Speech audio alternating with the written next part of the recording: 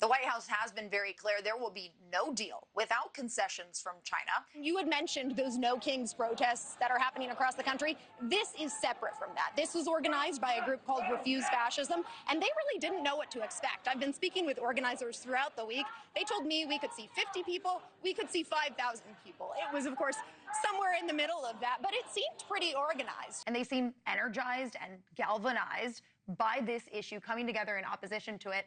I spoke with Senator Tim Kaine earlier today, and he was really excited that his resolution from yesterday passed with a couple of Republican votes. We've seen a steady flow of people coming by here at the Vietnam Veterans Memorial pretty much all day today. And this is said to be the most visited memorial here on the National Mall, attracting more than 5 million people each year. We're getting some new insight into how Americans perceive both the top Democrat and the top Republican. This is a really significant meeting because of the alliance these two leaders have created over this immigration crackdown, these deportation efforts that have been coming from the Trump administration. Just minutes ago, we heard from President Trump, who was celebrating that news. On this side of the steps of the Supreme Court are dozens of supporters of Planned Parenthood. On the other side, dozens of protesters against the organization.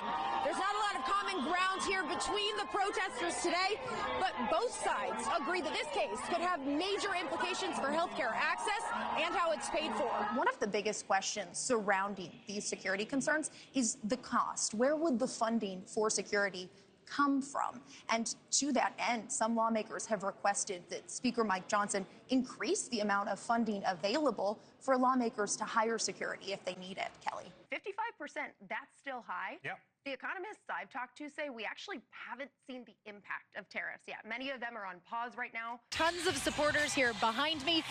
You can hear them cheering right now. They do that every time they see a race called for Vice President Harris. Some in celebration, others in protest. And they're setting up 30 miles of fencing like this to try to keep things under control. Today, Ukrainian President Volodymyr Zelensky is in London for a summit with European leaders, armed with a new peace partnership, but hoping to salvage his relationship with the United States after a contentious White House spat. In fact, if you look over my right shoulder here on this side of the stage, we see a chair and a desk, which is where we're expecting President Trump to sign some of those executive orders right here in Capital One Arena later when he arrives. Republican Senator Mitch McConnell, who left the Capitol in a wheelchair after falling down on 2 separate occasions today.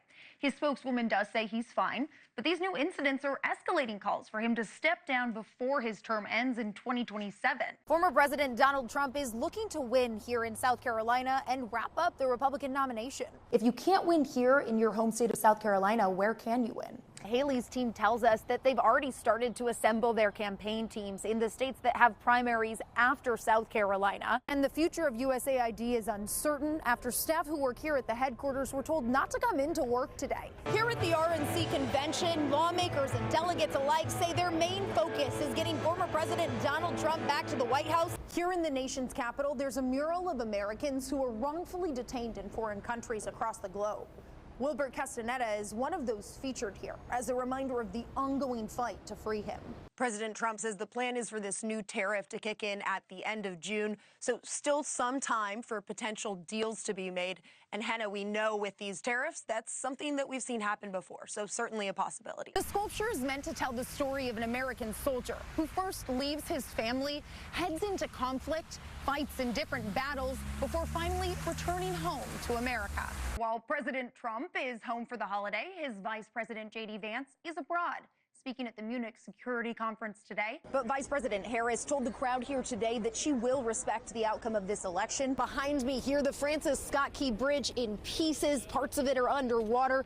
As you mentioned, 6 people are still missing. And just minutes ago, the Coast Guard called off their search for those 6 construction workers that are still unaccounted for. One of the things we could see Republicans do is claw back money from the IRS. We've already seen them do it. Remember, the Inflation Reduction Act gave the IRS an $80 billion cash infusion. The drama here really centers on the American company U.S. Steel, which Japanese company Nippon Steel has been trying to buy for years now. Our Hannah Brandt, this is her favorite holiday. That's right. It is. I noticed you're not wearing green. I wasn't going to call you on My it. team roasted me for not wearing a dark tie. It is what it is. I'm sorry. Speaking of green, though, the stock market is back in the green, pretty fitting for this holiday. After seeing some red last week, you've got the Dow, the NASDAQ, and S&P 500 all rebounding today. The Dow still slightly down since last Monday's dip, but the other two are up. Plus, a call for Lady Liberty to go back to France.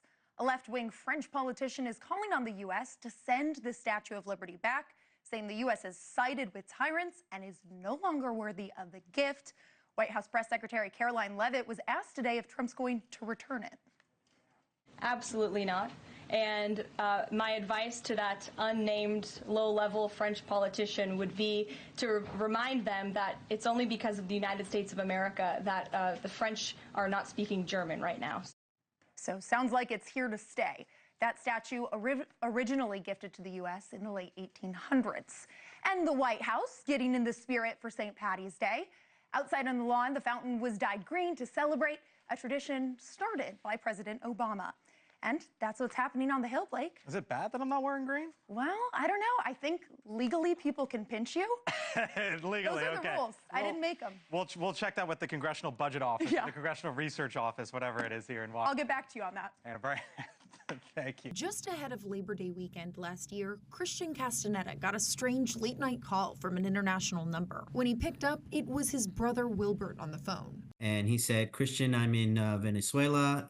It's a really, really bad situation. Christian was immediately concerned, but it would take time to discover just how bad the situation was. It turns out his brother, Wilbert Joseph Castaneda, had been vacationing in Colombia, then traveled into Venezuela, where the Venezuelan government imprisoned him, accusing Castaneda and other foreign visitors of a plot to assassinate President Nicolas Maduro. Christian calls that completely untrue. They have not provided a single shred of evidence of what they allege they were in country for to be true. Wilbert is a U.S. Navy SEAL and a father of 4, but it's been months since his family has been able to see him or talk to him, and they're very worried for his safety, especially after hearing from former American detainees about how dangerous Venezuela can be. Very rough conditions, including torture, and so absolutely very concerned that that could be the case, not just for my brother, but for other Americans that are there as well. And that's why the State Department just launched a new campaign to warn Americans not to go to Venezuela for any reason. No travel right now is safe in Venezuela. Absolutely no travel. We are asking Americans, don't risk it. Don't take the chance,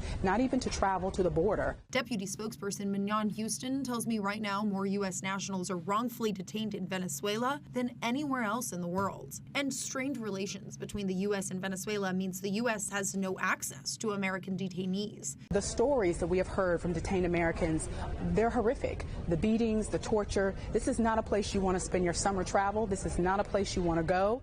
Here in the nation's capital, there's a mural of Americans who are wrongfully detained in foreign countries across the globe. Wilbert Castaneda is one of those featured here as a reminder of the ongoing fight to free him. I hope that he knows that we're fighting for him. I hope that he knows, and I know that he does, that his family misses him very much. His kids are looking forward to seeing him again soon. The Castaneda family is working with hostage advocacy groups, lawmakers, and the Trump administration to try to get Wilbert back home. And they're feeling hopeful. There's no doubt in my mind that he'll be reunited with us and with his family soon. Not a day goes by that we are not thinking about the Americans who are wrongfully detained around the world, and Venezuela is included. And while the State Department works to free all Americans, including Castaneda, they want to make sure others don't end up imprisoned in Venezuela. This is a campaign to ensure that we don't have another name to add to that list. There is no trip that is worth the price of your freedom. In Washington, I'm Hannah Brandt. We're bringing in News Nation's Hannah Brandt live at the White House now. Hannah, what are we hearing from U.S. officials about Adon's release? Natasha, the White House is celebrating that news tonight with President Trump calling it monumental and saying he hopes this is the first of the final steps towards ending the conflict. Hamas does say Adon's release is part of an effort to reach a ceasefire deal with Israel and to resume allowing humanitarian aid into Gaza. But Israel says this is a gesture to the U.S. and is expected to lead to negotiations for the release of more hostages, adding that under Israeli policy, those negotiations will take place, quote, under fire. Now, all this comes as President Trump is set to travel to the Middle East this week, though he doesn't plan to visit Israel on his trip. The Alexander family does say the Trump administration has been active in advocating for Adon's release. And News Nation spoke with Adon's mom, Yael Alexander, this morning ahead of the announcement. Here's what she said. So every other week or so, we are in D.C. doing meetings with President Trump team and also all over Congress and the Senate. We're talking with whoever can help and to push to the release of the hostages. My beautiful Adon, I love you so much. I miss you. Stay strong, survive, and you're coming back. Like, you're coming back very, very soon. Please stay strong. Her powerful, heartfelt words really now seem to be coming true. An incredibly meaningful Mother's Day gift for Adon's mom, I'm sure, Natasha. Certainly. And Hannah, meanwhile, President Trump has another big announcement slated for tomorrow.